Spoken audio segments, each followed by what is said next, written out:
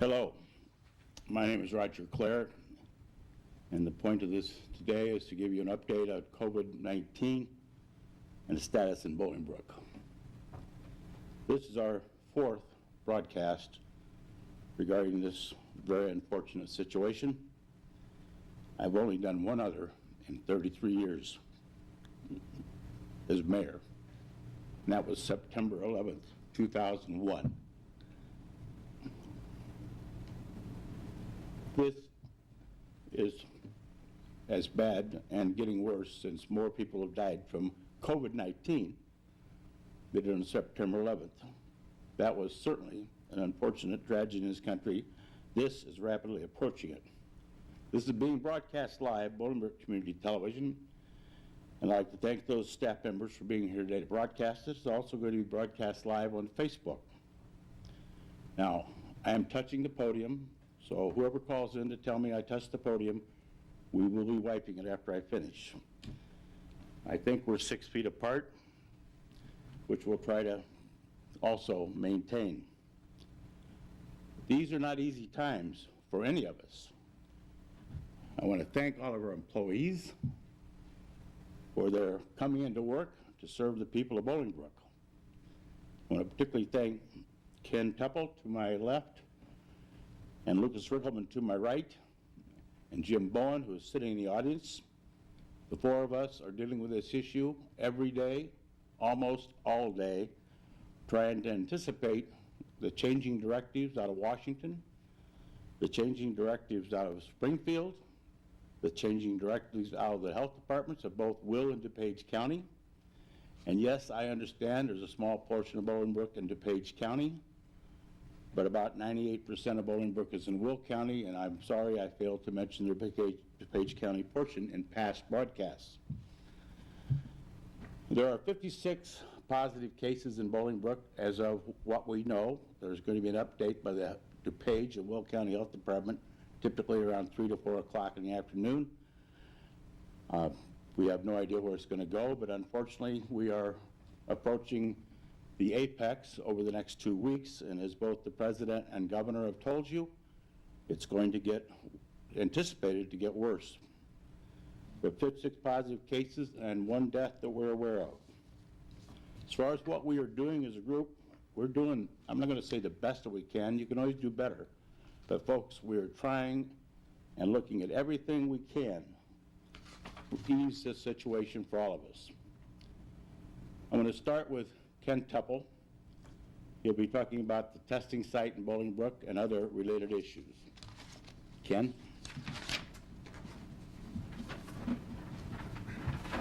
Thank you, Mayor. As mentioned, the testing site in Bolingbrook is still open. It is still active. But as of next Friday, the site will be turned over to the Walgreens personnel. They are going to continue testing at that site, but there may be some different rules, different regulations. We will get them out to you as soon as we get them. And the last week, I've been receiving more phone calls and people who are irate and upset about, well, I went there, they wouldn't let me in, I was this, I was that. I apologize. We try and are as fluid as possible to get that information out to everyone. We're kind of doing them a favor. They don't have a community outreach outlet, so we're doing the best we can. The parameters are constantly changing with symptoms, without symptoms, 65 and older, first responders. So have patience, and if you are in line and they wave you through, we're sorry. It's based upon the number of staff, the number of tests, and what they can accomplish safely in a day. As the mayor mentioned, the cases of COVID-19 are increasing, and I stand before you here and I have to announce that a member of my staff has tested positive for COVID-19. So we are taking all the precautions and everything we can to protect not only our first responders within the police department, our first responders outside, the citizens of Bolingbrook, the rest of the employees here at the Village of Bolingbrook. But we do have a confirmed employee case, and that's in my department and my staff. We all know by now the stay-at-home has been extended to April 30th. And I sense tensions are are increasing a bit. We are getting a lot more domestic violence, domestic disturbance calls.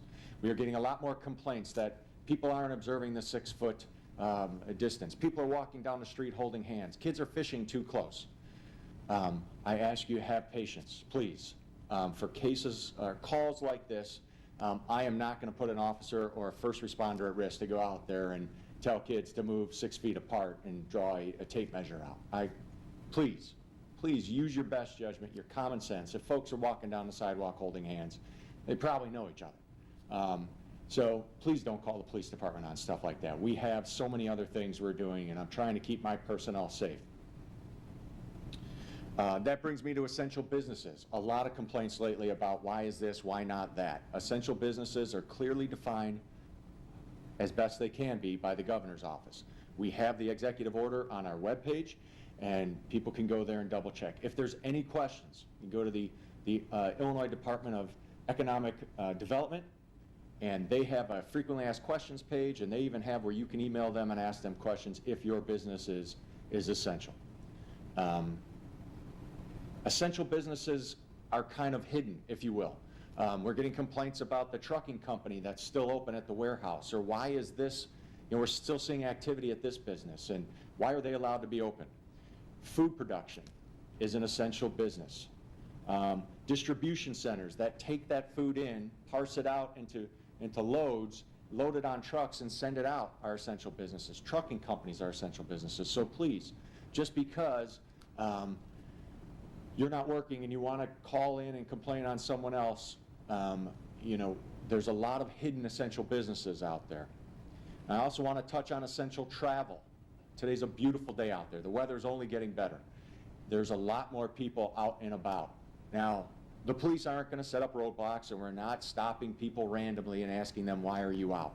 We're respecting your right to be out, but we're also asking that you comply with the essential order and restrict your travel. Protective gear is another question that's come up. All of our first responders and even staff and personnel within the village have been issued protective equipment to varying degrees based upon their possible exposures. I see a lot of people outside, out and about, walking around with rubber gloves or masks. I think that's fantastic. But I also see a bunch of them laying on the ground when after people get in their cars, they pull them off and throw them down. Put them in your car. Carry them, as you take them off, inside out of the other, you can actually dispose of those gloves within themselves if you pull them inside out, so that whatever's on them stays inside them. The other thing about protective gloves, as you continue to touch things, it picks up more stuff. So those gloves are just as clean as the stuff that you're touching. So remember that. If you get in your car and touch the steering wheel, everything you've touched for the last half hour is now on your steering wheel. So please, hand sanitizer, wash, wash, wash for 20 seconds. Wear protective gloves. Face masks. There's been rumors flying around that either the federal government or our state government is going to mandate that any travel outside of the home, people have to wear some type of protective face mask. I can tell you, I am fighting, bidding, trying to get as much protective gear as I can from other villages, from other state entities, from other hospitals. We're all out there looking for the same stuff. It's just not there, folks. They're trying to churn it out as fast as they can. There's price gouging, there's quality issues, there's sanitary issues. So if the government does say that we now have to wear masks when we go out and about, first of all, please don't call the police because someone is not wearing a mask. Second, if you cannot get your hands on a mask, anything will work. A scarf, or for men, a t-shirt, handkerchief across the face, anything at all will maintain that barrier to keep those aerosolized particles coming in. We had a very creative resident email us with wrapping that scarf with saran wrap. I'm not too sure on the permeability of getting air through that, but that's also something that can be looked into. So if you have them, save them. They're not one-time use, disposable. If they get soiled, they get dirty, then yes, dispose of them. But the masks are good for, as long as they continue to stay dry, they're perfectly fine. And again, please, please pick up your disposed masks and gloves, keep a paper bag in your car or something like that. And lastly, with the increase in cases around in Bolingbrook, and now we have a confirmed exposure of one of, not only one of my staff member, but a good friend, we will be closing the, and we are working towards providing these services for contractors and residents, people who need to come in and deal with the village online. So we're going to post what we can to the village's website, as much information as possible. We have new email inboxes going into play, online payments. So we are working, but we've kind of hit that risk reward part, and I have to shut down the police department lobby. So we apologize up front for any inconvenience. We still have personnel here to man the phones. All of the numbers are still active. And if you have any questions, feel free to either shoot an email to the Village of Bolingbrook. For the police department, it's police@bolingbrook.com. For the fire department, it's fire@bolingbrook.com. My counterpart, Lucas, will explain his side of the house. But we are still here, the phones are still working, and we're still answering emails. So, thank you, Mayor. Did you touch the podium? No, sir. Just for the record, he did not touch the podium.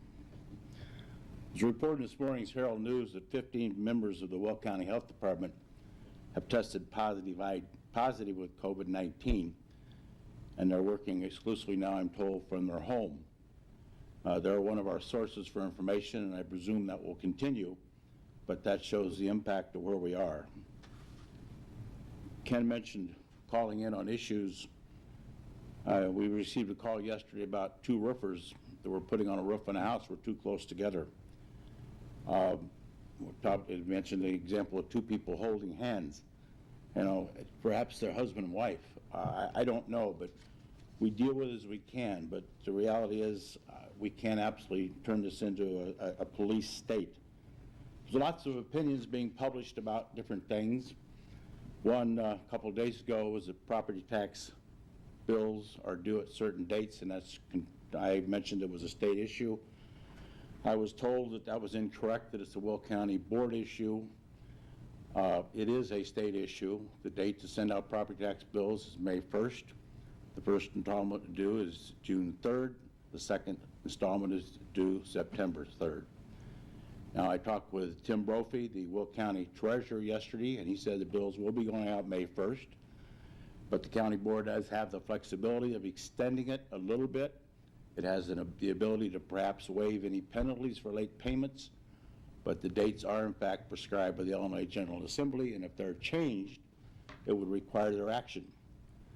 Now, keep in mind, the school district, for example, library, the vast majority of their revenue is based on property tax payments. So they can be extended, but at some point, those institutions, those schools, those teachers will need to be paid. So what appears to be a solution perhaps creates a whole different set of problems. The village has reserves, and we have a budget. I'll be mentioning more about that in a minute, but we have reserves. And we plan to operate off our reserves as best we can, even though our revenues are going to take a significant hit.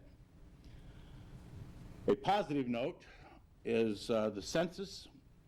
Matt Eastman, our planner, is doing a great job coordinating the census efforts here in Bolingbrook, and just to give you an update, the national census return on the mail form you're supposed to respond online with, the national response is 41.9%. The state of Illinois is better, 45.9%. Will County is better yet, 51.5%. And I'm proud to say Bolingbrook is even better at 52.6%. So if you haven't completed that form, please take the time to do so. And Matt Eastman is in the Public Service Department. Again, Lucas Rickelman's the director, so Lucas also has some points to make. Lucas?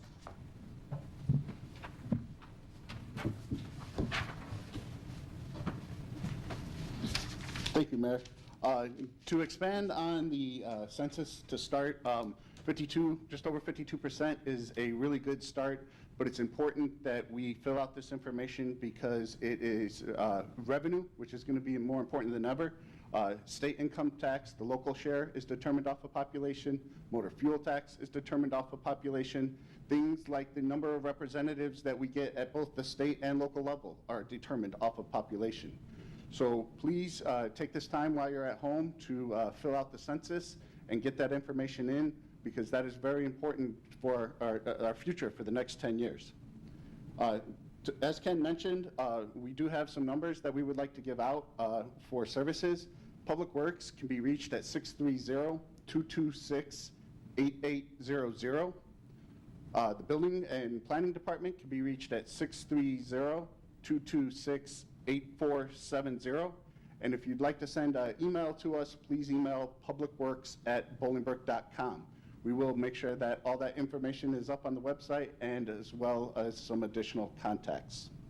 As far as garbage and the garbage industry goes, Groot is following other haulers across the country, and we are currently limited to bagged garbage and items in recycling bin. They did start picking up yard waste on Wednesday, and that will continue as of now. Items such as electronic recycling, bulk items, appliances, construction debris are on temporary hold, and we will let you know when those will go forward. Your water is still safe to drink. Illinois American Water has contingency plans and have separated staff to continue to ensure you can use your faucet. And I must stress once again, please do not flush wipes and paper towels down the toilets.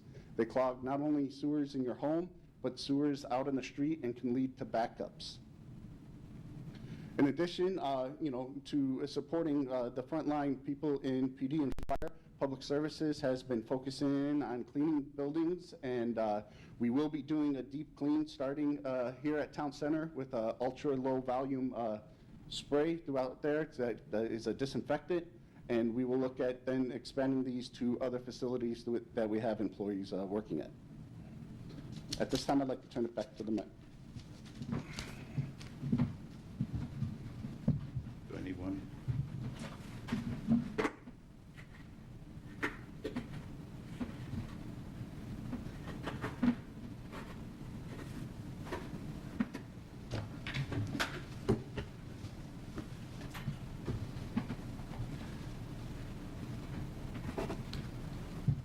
Tomorrow, we had a budget workshop scheduled for 8 a.m. And in reading the literally hundreds of emails I'm getting on a daily basis now, and the complications and the questions and the concerns, etc., we decided to cancel the budget workshop tomorrow morning. It was going to be televised through Facebook as well as through BCT. And then we're trying to figure out a provision if people had a question. Quite honestly, the budget workshops rarely have any citizens come to that. We have some unions represented, but because of what's going on, we thought the interest might be greater. The reality is, we looked at the budget. There's nothing in the budget that's not a contractual obligation, meaning the union contracts, the salaries to be paid. There are no new hires, no additional staff. There are no new programs. There's a couple of capital programs which we'll be looking at in more detail, but we're not going to have that budget workshop. In fact, we've also canceled the April 14th regularly scheduled board meeting. The budget will be presented at the April 28th meeting for passage. Assuming it's passed, it will go into effect May 1st, which is the first day of our fiscal year. I've also implemented a hiring freeze that any personnel that retires or whatever quits, we will not be replacing those, and if we do, it'll be strictly on an as-needed basis. Those decisions will be made by myself, the administration, department heads. We've also implemented a spending freeze that no essential or non-essential expenditures can be made, and that literally covers almost anything. Emergency repairs, of course, will be continued. A pump needs to be replaced. We will replace that, but it will be discussed as opposed to automatically ordering. This situation has tremendous budget implications. As I said, in order to combat or offset the lost revenues we're going to have, sales tax, as you can imagine, is clearly going to be significantly down. The hotel motel tax is going to be considerably down. hotels in Chicago and across Chicagoland are running at 5 and 10% occupancy. Most hotels need at least 60% to survive. So we're hoping they do survive, but those hotel tax revenues are down. There's other taxes that are down. And I mentioned the property taxes. We'll wait to hear from the county board and or the state if there's going to be any extensions. And if we do need revenues because of the shortfalls, we'll be tapping our reserves because we're not in a situation, or we don't want to be in a situation to need to raise taxes in this difficult time. We'll also be discussing furloughs. We'll be discussing layoffs, although all those things will be done incrementally as we work through the problem. The economy is literally shutting down, not just in this area, not just in Illinois, not in the Midwest, literally worldwide. Jobs are lost, record 10 million people filed for unemployment, I'm told yesterday. Businesses have all been closed. There's stories about gas prices going down. That's great. It would be nice to have $2 a gallon gas or less, but that has serious economic implications too, which we'll have to deal with later. There's rumors about gouging going on, and that happens, unfortunately. There's always somebody that takes advantage of the situation, and we deal with it as we can. As far as closing business, I got a letter this morning from a woman, a man, looked like perhaps a nice handwriting, unlike mine, which is pretty terrible. But anyway, the person says these businesses cannot be essential labor, talking about the businesses that remain open. That may or may not be. The definitions are listed of what an essential business is, but it's a little complicated what some of them are. And I know for a fact we have a couple of major employers here who are now talking to the government and are doing things to repurpose their manufacturing to accommodate the shortfall in needed products. So before we pass judgment, ask the question. So it's not just, as Ken pointed out, trucks still need to have new product. We have a number of food-oriented businesses here in town that do have to produce that food to fill up our grocery stores, and we do have manufacturers who are looking at retooling to help out the situation. It was a little troublesome to read this statement. I'm going to read you exactly what was in the letter. Watching and doing nothing is beginning to make me think I need to move myself, my family, and friends out of your city that has better leadership to a city that has better leadership and wants to keep their citizens healthy. I called your office and was told you're doing everything possible. Obviously not everything. That's an opinion. I appreciate it. But again, I can assure you, I'm working hard. I can guarantee you these gentlemen and the staff in this building are working hard to make this as easy on everybody as we can. And you can move if you like, but trust me, I don't know of a mayor in this country that's perhaps doing much better than what we're doing. We're very proud of what our citizens are doing. We got an opinion from legal on the governor's dictate to close businesses. And I'm going to read in part what was from that. Nothing in the executive order or state statutes explicitly give police authority to close businesses. Closure of businesses can be accomplished by revoking permits or filing civil actions, but they must comply with due process, meaning there are options for that business to take if they don't want to close. The question of whether a business is an essential business can be difficult determination and not one that police officers should dictate. If a business refuses to close, the matter should be referred to the state, the local health department, or the state's attorney as a civil matter. The damages for wrongfully closing a business are real: lost profits, lost income, lost employment. So we have to navigate through these waters as best we can. We are not a police state as yet in this country. Me, my family is very upset that I'm coming into this building. I'm 74 years old. I've had heart issues, and I'm right in the sweet spot of what is the original target of COVID-19. I'm sick and tired of the blame game of the president, the governor, and multiple mayors across this country taking cheap shots at each other about what's going on in this country. We are working as hard as we can. I am here every day. I plan to continue to come here every day, much to the chagrin of my wife and daughter. This past week, I was sitting at home and a 202 area code popped up my phone. And it was a political survey. Now keep in mind, ladies and gentlemen, we just finished March 17th, a primary, approximately 2 weeks ago. We have a very important election in November called a presidential election. This survey is about an election that takes place a year from Monday, called the next village election for mayor. This survey was comparing candidates and what I thought about them, and I know multiple people got this survey. There were questions about how I'm doing. Well, I'm nice to hear that. I'd like to know the answer, but I'm not running again, so it's kind of irrelevant. They wanted to know what people thought about turning down the $1,500 $15 an hour jobs at Amazon. They wanted to talk about the garbage tax, which is a blatant lie. They know it's not a tax, but they keep using that word because it's an attention getter. They wanted to know about marijuana, and should people in Bolingbrook be able to buy marijuana.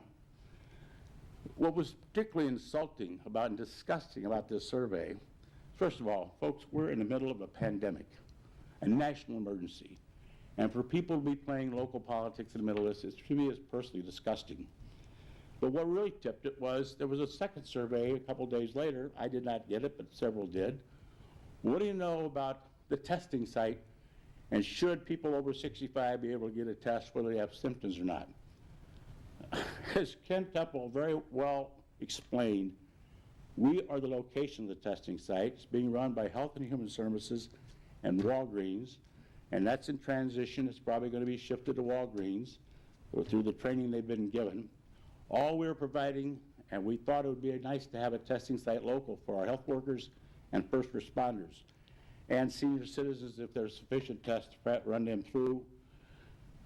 We don't dictate those rules. We're providing security at the entrances at the request of them. So for you local politicians that can't wait till a year from April, give it a rest, Jackie. In closing, I'd like somebody to say, as I said last time, be alert, be smart, stay home, stay calm. We have at least 4 weeks to go in this current stay-at-home shelter, and be safe. Thank you.